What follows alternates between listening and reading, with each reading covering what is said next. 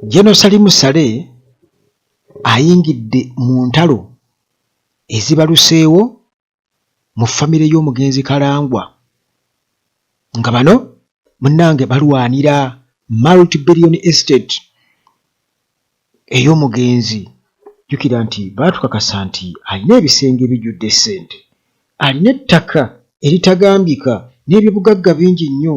Ne batuduulira mu kuduula, akavubuka komu kajjukira kaali kaduula, abantu baawandiika nga bakagamba katubalinde mu a few moments later nga mubirwanira, katubalinde mu a few moments later otugamba nti ettaka buli ikasima mwagigula manya miliyoni 40 mujja zituguza ku 2 buli yiika. Munnange abantu bye baali boogera bitandise okutuukirira. Emmaali y'omugenzi Kalangwa etandise okulwanirwa, wabula singa abagagga bonna abaali bafa emmaali yaabwe neetuukako obuzibu nti Salimu Saleh, Museveni babiyingiramu mangu, kubanga ne mu ya Kalangwa okubiyingiramu abantu bagamba nti balimba Saleh anonye sheya ye, mbu anonye sheya ye, sheya Saleh mbu okusinziira ku mbeera eriwo tayagala ndowooza kuyita eno mbu, kubanga baatugamba Kalangwa alina ettaka lingi nnyo. Waliwo omukungu eyava eggulu eyo mu Northern Uganda alaga nti Kalangwa alina ettaka lingi nnyo sayidi zeeyo, kate nga sikiimu ya Saleh yagamba ettaka lyonna baaligulaagula dda. Yagenda e Karamojje eyo naye tunaawulira emirango eginaafa eyo. Naye kansooke nkubuulire ebifa mu famire ya Kalangwa, naye nga sinnabakubira nga mbikubuulira, njagala omanye nti Maintenance Palace balina sola, era gwe bw'oyogera ku sola olina okubeera nga ogoberezeganyako erinnya oba kampani gye bayita Maintenance Palace, kubanga sola bazirina, balina eby'amazzi n'ebyamasannyalaze byonna, balina ne ttiimu ey'abakugu esobola okuyambako kubinstallinga. Hillside View Apartments, bino bisulo bisangibwa ku Entebbe Road. Bw'otuuka e Namulanda Kitende Kajjansi, awo w'ogenda okusanga amakubo agakutwala ejjanyi ku kyaki. Bw'otuuka ejjanyi ku kyaki oba omaze okutuuka ku Hillside View Apartments. Ekkubo eryo Namulanda ddungi kubanga lya koolaasi bulungi ate likutuusa bulungi. Transport wabweredde okulana ku airport ennamba ng'ogijja wano ku Uganda at large. Amasannyalaze tegavaako, amazzi tegavaako, wifi weeri, ate nga ekifo kirungi nnyo. Dr. Kigwagwa waali temufa birwadde. Dr. Kigwagwa abalina pressure, sukaali n'endwadde endala zonna, endwadde ez'ekikyala, prostate, byonna Dr. Kigwagwa. Era ensonga y'amaanyi g'ekisajja Dr. Kigwagwa mumwekwate kubanga bawadde ku ddagala bagamba Uganda at large bulijjo tuwulira ogambe naye muganda wange wayase anyooka kati mbu nnyo. Kubanga nze nabagamba ddagala yalimpa. Ekyomukisa omubi sinange gyenza kugezesaamu nti ngezeseemu oba nti practically mulabe, naye ng'eddagala ddyo likola. Ye Dr. Kigwagwa. Amara Beauty bano balina shea butter agoba enkanyanya. Ali organic biba Amora Beauty. Alright, kakati katweyongereyo tulabe emmaali ya Kalangwa ekaayanirwa kyenkana ki, era baani Namwandu takkiriza n'abo abamu ku baalowooza nti nno basaalimba n'eddogo n'ebirala tabakkiriza kugenda ku malaalo. N'amalaalo teri kugagendako, mugenda kukolayo ki? Namwandu oli gwe mwalaba yeebitiggula, mujjukira nga yeebitiggula ati ng'ente ziri zigundi ziri ez'amayimba. Kati munnange General Salimu Saleh ayintaviininze abiyingiddemu mu ntalo za famire. Kugambye abantu bagamba nti kati akimye sheya ye bibye, akimye bibye. Mutera okulaba ebizimbe wano e Kampala nga batugamba kati kino bakitunze, kumbe olwo bakyusa management kubanga tebiba byabwe abo betumanyi nga bannyini byo. Kati munnange Kayunga district chairperson former Moses Kalisa Kalangwa multi-billion estate bwetu munange eri at stake kubanga etandise okubeera nga ekayanirwa. Twogera ku bintu bingi nnyo wano muganda wange era jjukira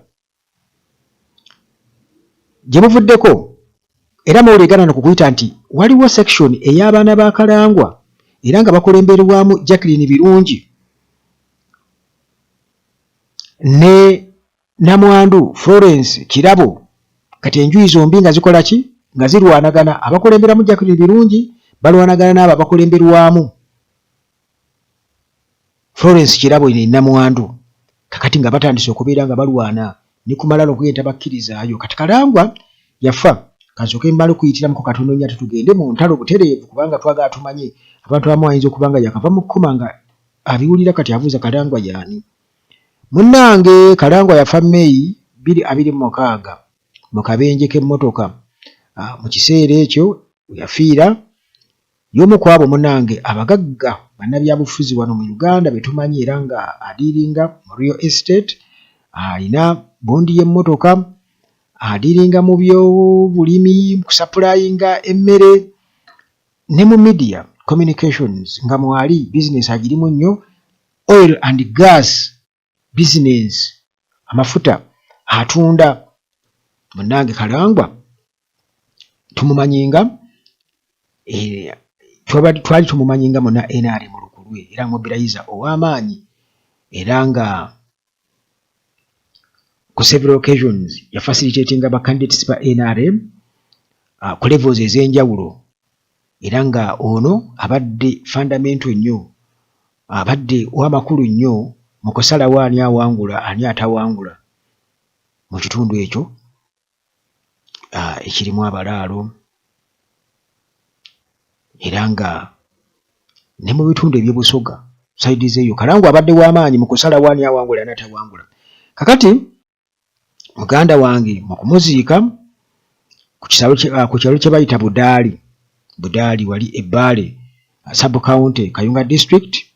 General Museveni kennyini yayisa obubaka nga abuyisa mu minisita Mary Babalanda. Kati minisita ono minister of presidency yategeeza mu bubaka bwa Museveni ng'awaana Kalangwa okubeera nti yali ayagala nnyo eggwanga lye, yali patriotic. Museveni Kalangwa engeri gye yakabyangamu abantu, Museveni yagamba nti awo yali ayagala eggwanga lye. Nze nsuubira okuba nga Museveni Kalangwa bwe yagendanga eyo nti obakutta otya nti tebajja tusobola. Bwe nsuubira nze nga bwe ndaba ebintu kubanga obubaka bwe yasoma Mary Babalanda bwatumalamu amaanyi. Kakati naye nga bali patriotic nga olaba Muhoozi byatukola. Museveni agamba nti Muhoozi ali patriotic. Mbukale bwakiri mu tweet gundi ze zaateekayo alabamu okwagala ensi ye. Kakati bw'atyo n'amuwaana okubeera kaado omulungi ennyo wa NRM ng'ekibiina era n'agamba nti ensi egera kumusubwa nnyo. Nalibadde nzezaawo ekigambo naye kansirike. Munnange nga wayise weeks ntono nnyo nga kyajjaafe, si myezi, weeks, twatandika okulaba abalwana baatuga balina ebisenge bijjudde ssente. Twatandika okulaba abalwana era nga bino byava ku Namwandu okubeera nga yakozesa amagye. Namwandu yakozesa amagye abesefusi nga gye balise mu ntaana ya Kalangwa. Munnange nga tebakkiriza birungi ne gurupu ye n'abaana abalala Kalangwa baalina ebbali okugenda ku malalo ga Kalangwa nga waliyo magye. Namwandu Florence etakkiriza bano balala kugenda. Kakati olutalo olulala olw'amaanyi okusinziira ku nsonda bagamba nti nga balwanira Sunset Beach, ekizimbe bakiyita Sunset Beach kiri Mukonaawo. Ababeerayo mukimanyi kya Kalangwa, nali sikimanyi kubanga natakadde okiraba. Kiri mu Mukono municipality ewa Nambooze era nga eno bakuŋŋaanyayo ssente nnyingi nnyo mu miliyoni ne miliyoni mu rent buli mwezi. Kakati munnange kigambibwa okuba nti Namwandu Florence yalagira abapangisa okubeera nga basigala bakyateeka ssente ku akawunti gye balinga bateekako ssente nga Kalangwa akyali mulamu eri mu mannya ga Vena oluvannyuma nga bamaze okusasula basharinge receipts bazimusindikire ku WhatsApp akakase nti basasudde. Onnange birungi ku sayidi eri naye n'alagira abapangisa okubeera nga basasula ssente ezo buli mwezi nga basasula mu cash eri maneja w'ekizimbe era nga balina okukakasa nti receipts bazifuna. Onnange abapangisa bwe batyo nga batutegeeza nga bagamba nti bali confused, batabuddwa ani omutuufu gwe balina okubeera nga basasula, era nga bagamba nti Saakaasa ono owaba Landlord alabika agenda kukyankalanya bizinensi zaabwe. Ate munnange anti bitandika bwe bityo, genda okulaba ekizimbe bagize ku kizimbe mukiveemu salimusa akiyitaako ekizimbe kye. Kakati munnange era nga tukitegeera nti birungi wamu ne Kirabo baali balwana. Twogera ku Kirabo, twogera ku Florence Kirabo Namwandu, era nga balwanira petrol station essundiro ly'amafuta erisangibwa e Kayunga Town Council, balwanira bondi y'emmotoka eri ku luguudo lw'Eggayaaza ne faamu eri ebbaale bazirwanira.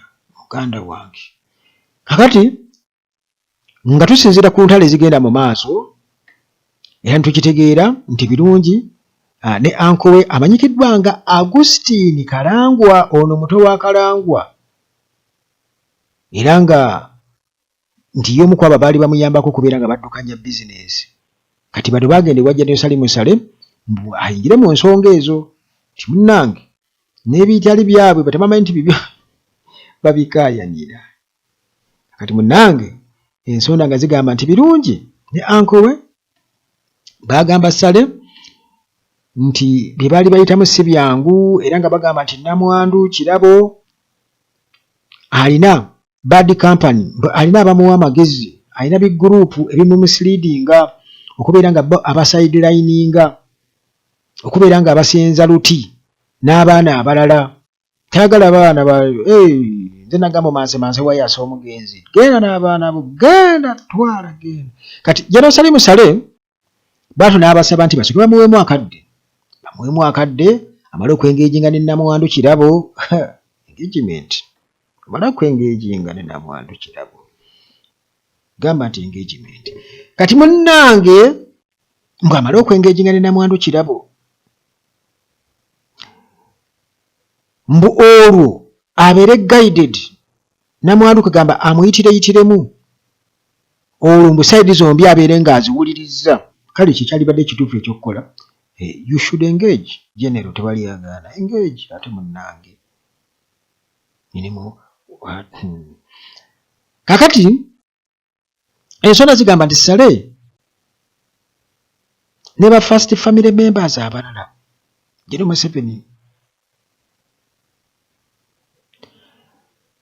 bano baludde nga mikwano gya Kalangwa family members, era mb'okwingira mu nsonga zino kigenda kuyambako okubeera nga basolovinga ensonga family fight.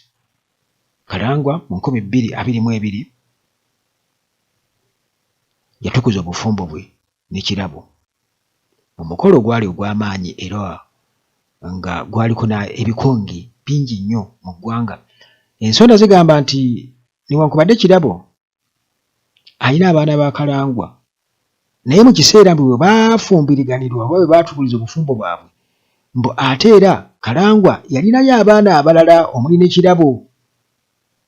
Olwo nno gwe twogerako Kirabo former Buyikwe district resident commissioner era NRM flag bearer, yali former Kayunga district MP, naye nakwede n'abakolaki n'abakuba genda. Kati munnange ebyo byebyo ndowooza byenyinza okubuulira ku sayidi zeeyo.